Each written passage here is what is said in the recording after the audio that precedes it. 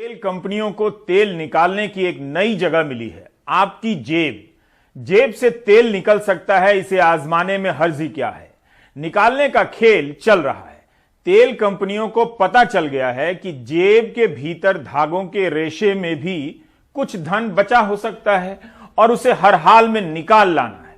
होता है ना, जेब के भीतर चने के बुरादे फंसे होते हैं और उन्हें निकालने के लिए जेब उलटनी पड़ती है। लग रहा है तेल कंपनियां भी इसी टेक्निक पर चलते हुए जनता की जेब उलटने में लगी हैं कि जहां तक हो सके जेब से तेल निकालते रहो। जिन लोगों ने सपना देखा था कि वे 100 रुपया लीटर पेट्रोल भरा लेंगे लेकिन विरोध नहीं करेंगे, आज उनका सपना पूरा हो चुका है। इन समर्थकों को लोगों ने हल्के में ले लिया था, आज उन्होंने वाकई साबित कर दिया है कि ऐसे ही तफरीह में व्हाट्सएप मैसेज नहीं भेज रहे थे। पेट्रोल का 106 रुपए लीटर के पार चले जाना तीनों प्रकार से अहम है, ऐतिहासिक भी है, अकल्पनीय भी है, अभूतपूर्व भी है। भारत की आम जनता ने एक रिकॉर्ड बनाया है, आम खाने का नहीं बल्कि महंगा पेट्रोल खरीदकर सरकार को कई लाख करोड़ टैक्स देने का रिकॉर्ड। ये वो रिकॉर्ड है जो अमेरिका की पूरी आबादी नहीं बना सकती। उपभोक्तावादी अमेरिकी लोग इस त्याग को समझ नहीं सकते। पेट्रोल के दामों की यात्रा को देखिए, कैसे इस यात्रा के पड़ाव बदलते गए हैं। पहले 90 रुपया लीटर सबसे महंगा पड़ाव था, फिर 100 रुपया हो गया और अब 105 रुपया हो चुका है। लेकिन अब सस्ता और महंगा का मतलब भी बदल गया है। तो इस तरह से 105 रुपया एक नया पड़ाव हो चुका। 105 रुपए को नया सस्ता कह सकते हैं, न्यू लो, जैसे नया भारत कहते हैं। इसके अलावा दूसरा पड़ाव है जहां दाम 100 रुपए से अधिक है लेकिन 105 से कम है, आप इसे नया सबसे सस्ता कह सकते हैं। एक तीसरा पड़ाव है जहां पेट्रोल के दाम 100 रुपए के करीब पहुंच गए हैं मगर सुई की नोक भर से दूर हैं। इस पड़ाव का नाम है पुराना महंगा। जिन राज्यों में पेट्रोल अभी भी 100 रुपए से सस्ता है, उन्हें कितना बुरा लग रहा होगा कि उन्हें 100 रुपया लीटर खरीदने का मौका नहीं दिया जा रहा। दिल्ली के लोगों को तो खुद से सोचना चाहिए कि दिल्ली प्रति व्यक्ति आय के बारे में भारत में तीसरे नंबर पर है, फिर भी 100 रुपया लीटर पेट्रोल खरीद नहीं रहे। यहाँ के लोग 98 रुपए 81 पैसे लीटर खरीद रहे हैं, जबकि गरीब राज्य बिहार के लोग 100 रुपए से अधिक दाम पर पेट्रोल खरीदने के मामले में दिल्ली से भी आगे निकल चुके हैं। कमेंट्री होनी चाहिए कि दिल्ली और कोलकाता में पहले कौन शतक लगाता है। हम सबको मिलकर पहले खुद को फिर समाज को समझाना ही होगा कि देश के लिए महंगा तेल खरीदना जरूरी बात है।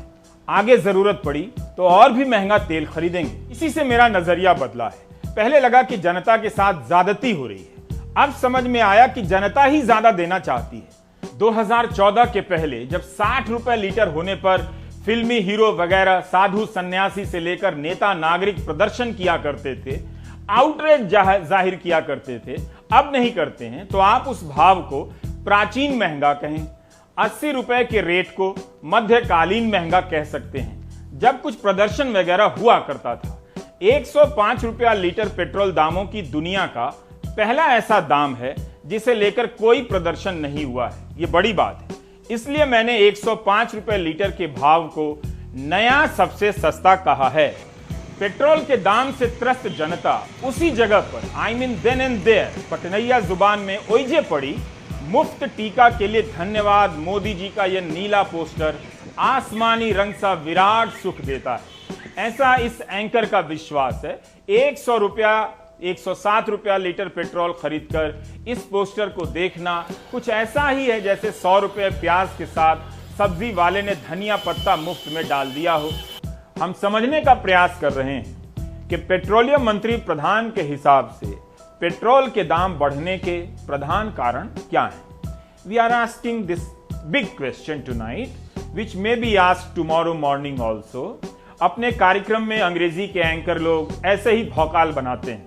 उनका क्वेश्चन हमेशा ही बिग होता है लेकिन सरकार का जवाब स्मॉल में भी नहीं आता। कि तभी कृषि मंत्री नरेंद्र सिंह तोमर का एक बयान आ गया जिससे पता चला कि सरसों तेल इसलिए महंगा हुआ है क्योंकि सरकार ने मिलावट कम कर दी है। यानी अब आप शुद्ध सरसों तेल खा रहे हैं, मुबारक हो। अजीब तर्क है। तो क्या आप पिछले 7 सालों से मिलावटी तेल खा रहे थे, अब जाकर मिलावट कम हुआ है?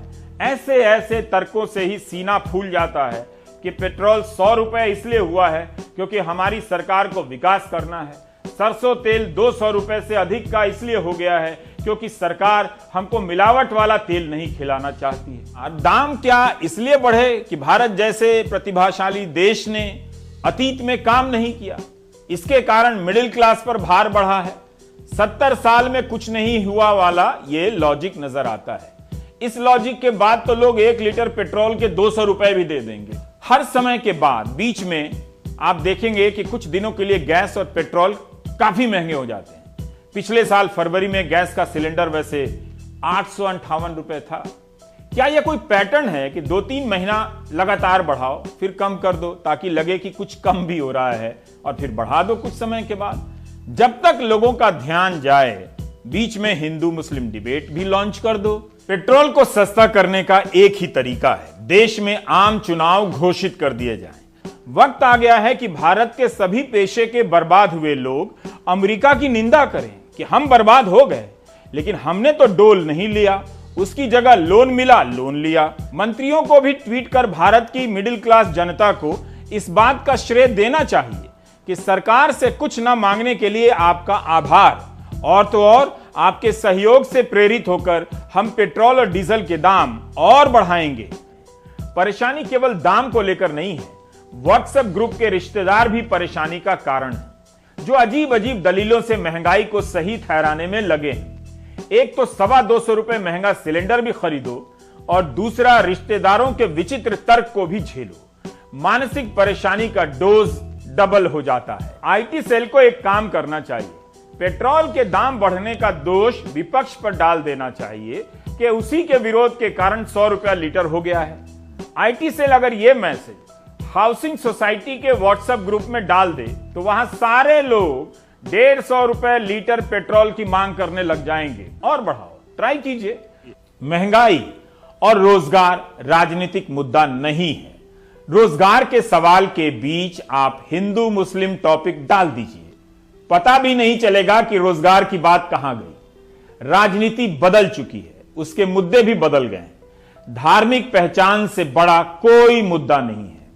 राजनीति धार्मिक पहचान की स्थापना के लिए हो रही है। लोग आर्थिक तौर पर टूट चुके हैं, रोजगार नहीं है, कमाई नहीं है, महंगाई आसमान पर है। लोग अपनी जमा पूंजी और फिक्स डिपॉजिट तोड़कर खर्च चला रहे हैं। यह कहानी भी उसी तरह से गायब कर दी गई है जैसे कोविड से मरने वालों की संख्या गायब कर दी गई। जिस विकास के लिए पेट्रोल 100 रुपया महंगा हो गया है, उसकी हालत आप देख रहे हैं। दरअसल आप देख नहीं रहे हैं, देख रहे होते तो कोई आंखों में धूल झोंक के नहीं चला जाता, कुछ भी बोलकर नहीं चला जाता।